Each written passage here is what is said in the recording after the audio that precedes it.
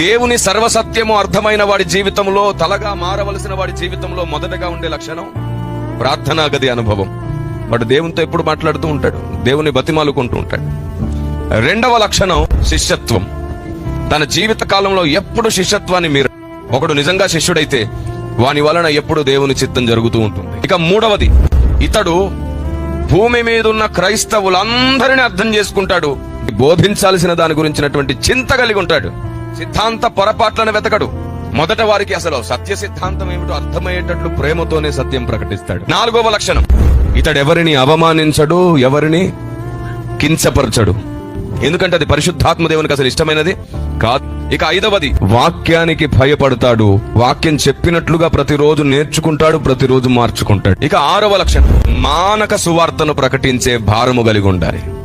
సువార్తను వినబడేటట్లు కాదు, అర్థమయ్యేటట్లు సువార్తను ప్రకటించాలి. చివరిది ఏడవ లక్షణం, తన కోసమే తాను మొరపెట్టుకొనక దేవుని చిత్తం ఈ భూమి మీద నెరవేరునట్లుగా మొత్తం సార్వత్రిక సంఘం కొరకు ఇర్మియాలాగా మొరపెట్టే లక్షణం. 7 లక్షణం మీలో ఉంటే మిమ్మల్ని పడగొట్టడం సాతాను తరం కాదు.